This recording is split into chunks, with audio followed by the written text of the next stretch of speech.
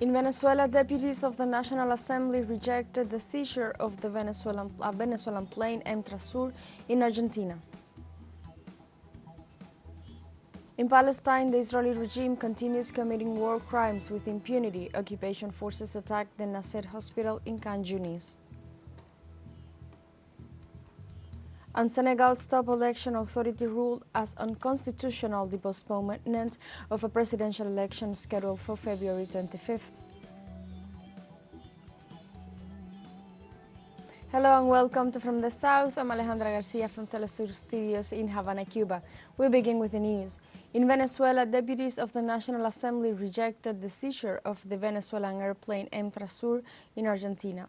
During Thursday's ordinary session, Congressman Pedro Infante indicated that the seizure of the aircraft represents a value of at least $83 million, in addition to being an attack on the operational capacity of the Bolivarian Republic of Venezuela. The deputy also stated that the seizure of the aircraft by the United States was carried out in complicity with the government of Argentina. At the same time, he affirmed that a debate was proposed in the parliament to condemn and reject the seizure of the Venezuelan aircraft.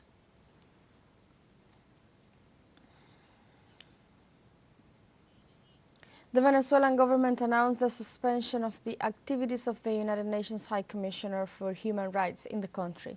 Foreign Minister Ivan Hill assured that said office has shown on multiple occasions its bias against Venezuelan government policies, failing to comply with its mission to ensure respect for the human rights of the Venezuelan people. Therefore, Hill asserted that the personnel of said office must leave the country within a period of no more than 72 hours.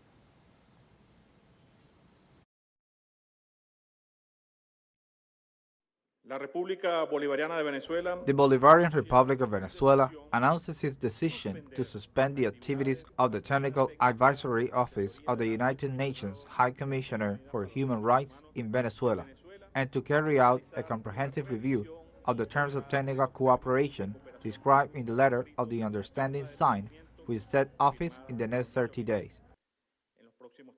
For which reason, it requests that the personnel assigned to this office leave the country within the next 72 hours, until such time as they publicly rectify before the international community their colonialist, abusive, and violating attitude of the United Nations Charter.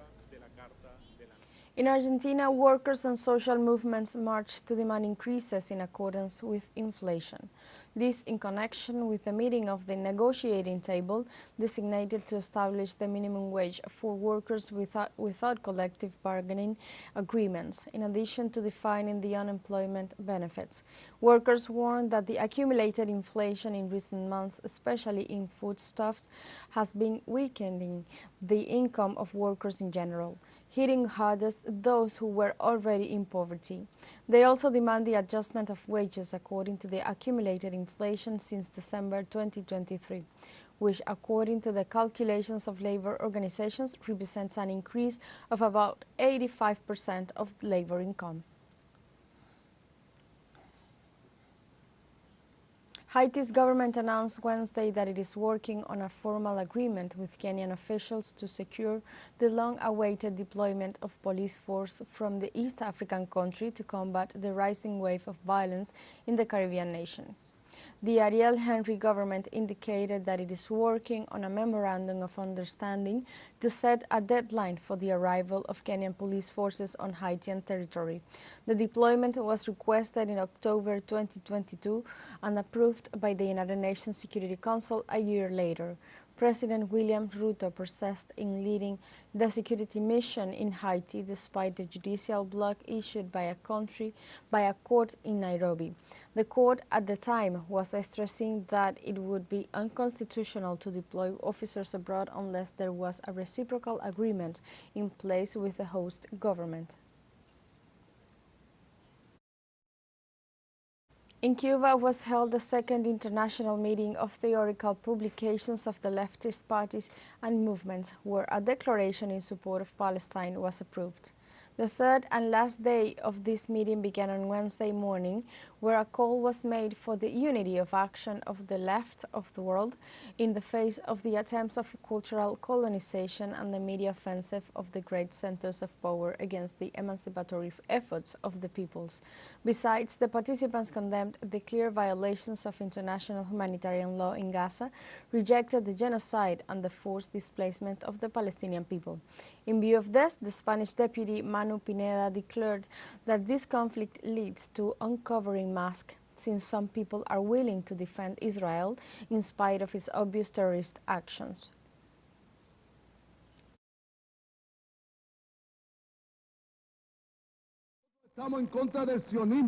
We are against Zionism, not against the Jews. And we are against Zionism for the same reason we are against the Nazis, and for the same reason we are against fascism. Because Zionism is an ideology, supremacist, racist, that persecutes the different, the same as the Nazis, who persecuted those who were not of the Aryan race. Let's take a short break, but remember you can join us on TikTok at teleSUR English, where you will find news in different formats, news updates, and more. Other stories coming up, stay with us.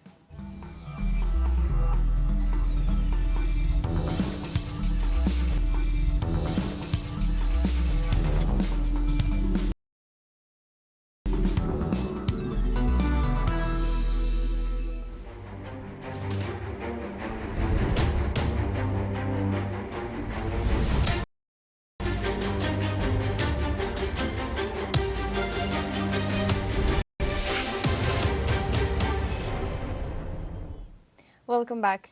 In another war crime committed by the Israeli army against Palestine, at least one person was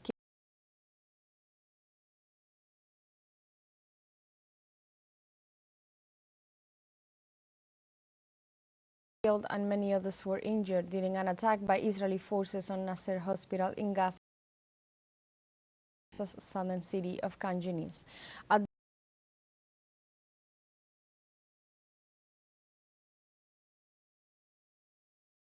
Dawn on Thursday, a civilian was killed and at least 6 patients were wounded after Israeli forces bombed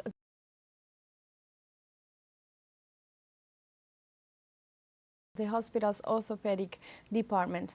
The Wafa news agency reported that after entering the facility, the military opened fire in different sections and then forced the evacuation of doctors, patients, and displaced Palestinians. The hospital, that housed around 300 health personnel, 450 wounded, and more than 10,000 displaced people, had been under siege for 25 days, with snipers targeting those inside or in its courtyards.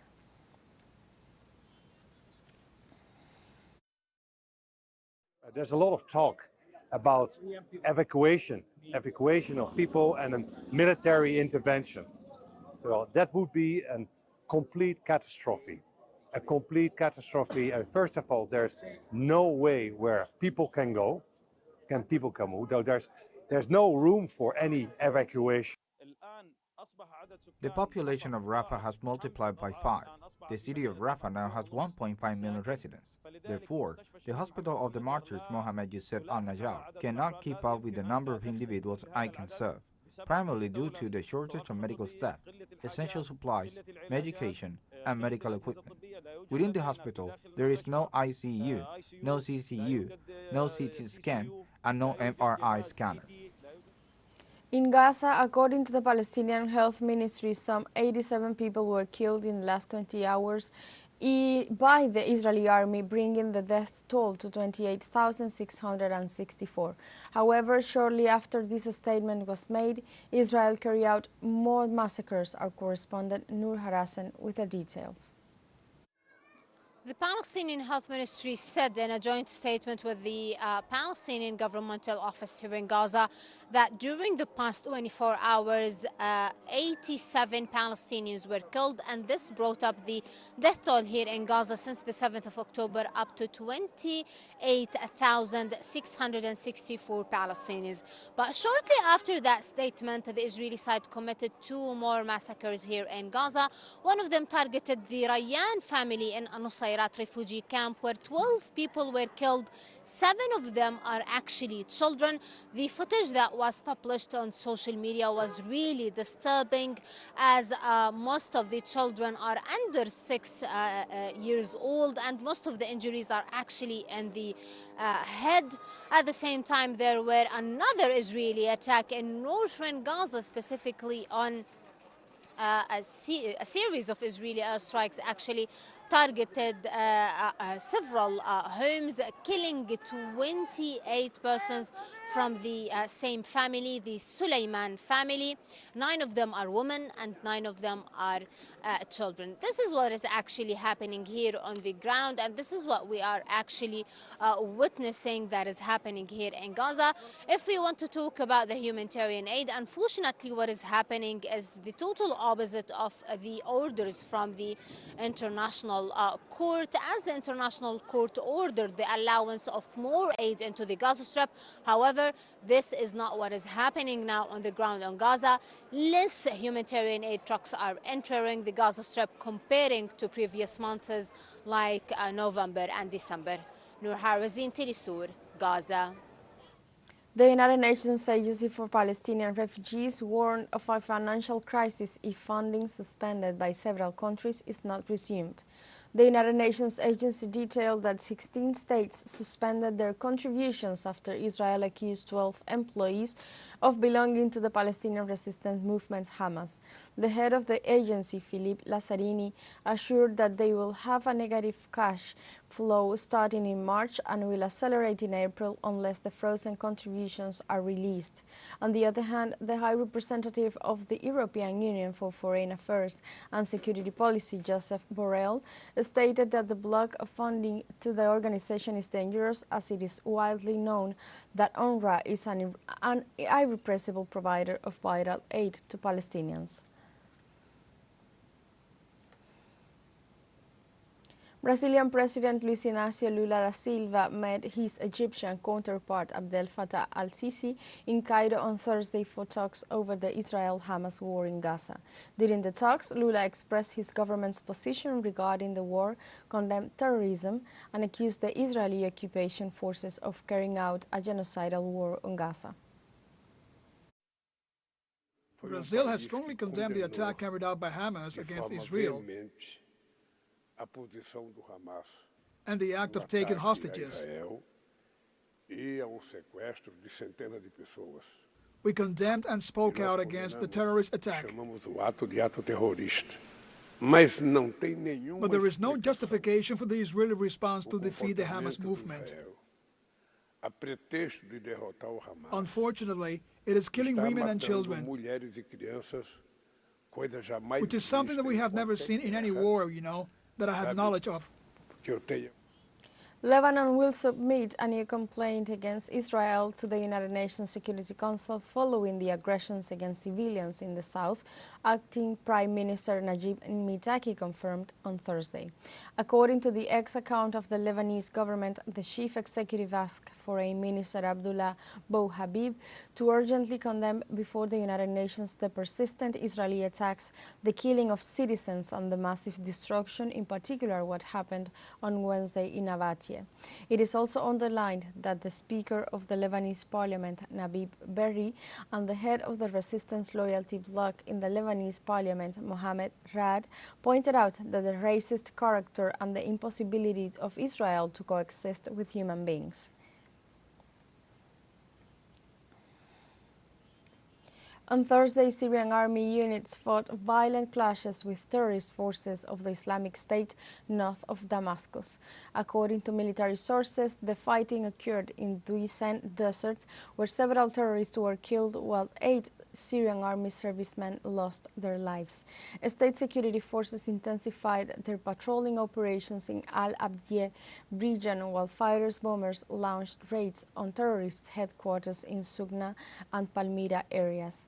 Damascus denounced that the Islamic State intensified its attacks following the recent U.S. aggression against military points of the Syrian army and its allies east of the country.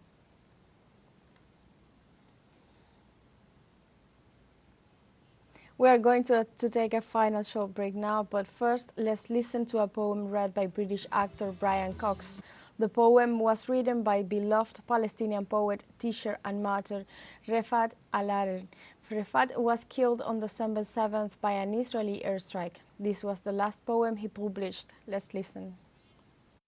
If I Must Die by Refat Al-Arer, November the 1st, 2023. If I must die, you must live to tell my story, to sell my things, to buy a piece of cloth and some strings. Make it white with a long tail, so that a child somewhere in Gaza, while looking heaven in the eye, awaiting his dad who left in a blaze and bid no one farewell, not even to his flesh, not even to himself, sees the kite, my kite you made, flying up above, and thinks for a moment an angel is there, bringing back love. If I must die, let it bring hope. Let it be a tale.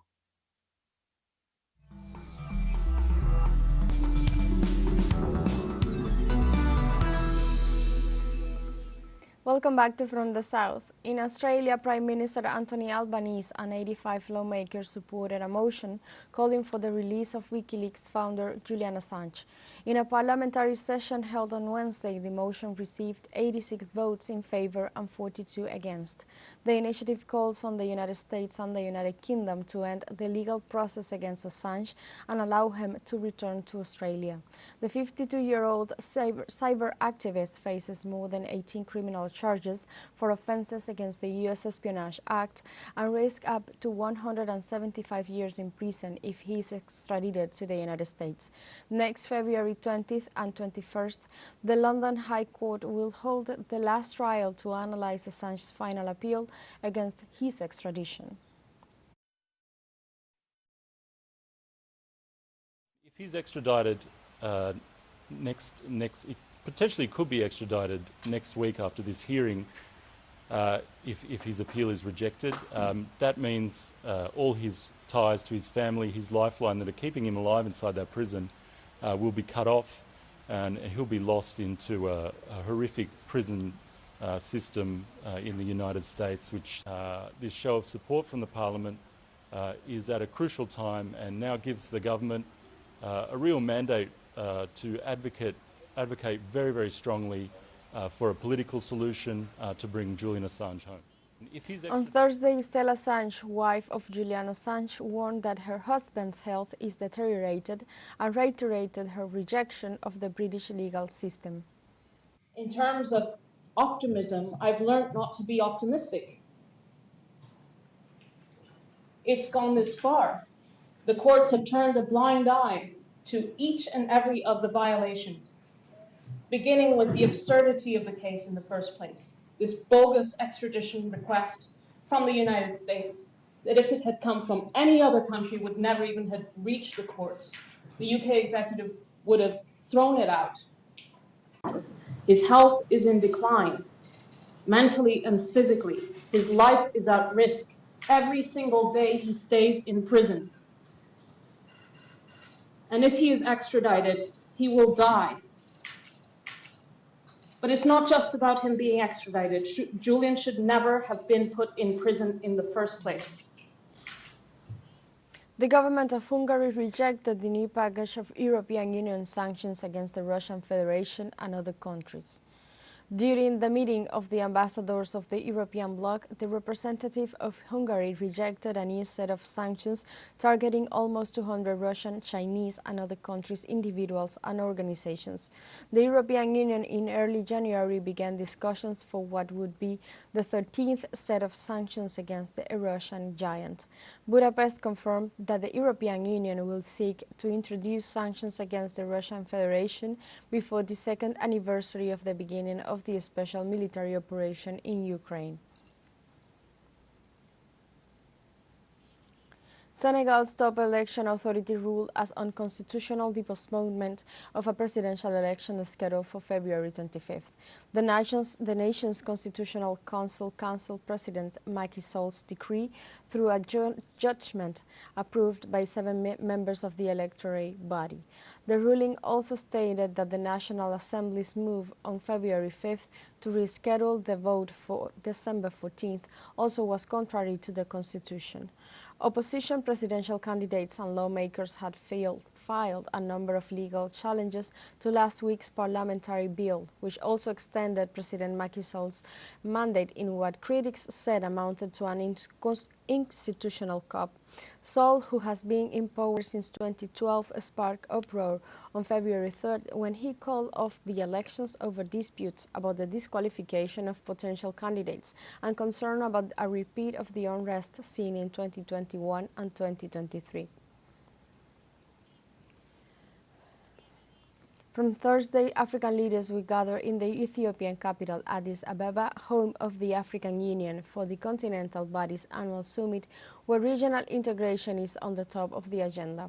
The annual meeting of African leaders will question the progress made in the face of alarming security situation and conflicts in some of its member states, and offer recommendations on innovative ways to sustainably address crisis in a bid to return to peace.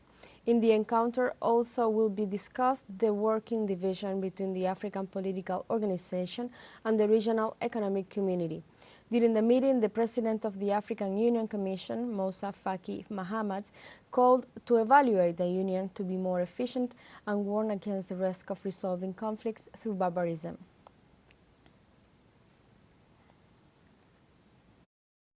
In the Democratic Republic of the Congo, 2 members of the South African National Defense Forces deployed in the country were killed in an attack by insurgent groups.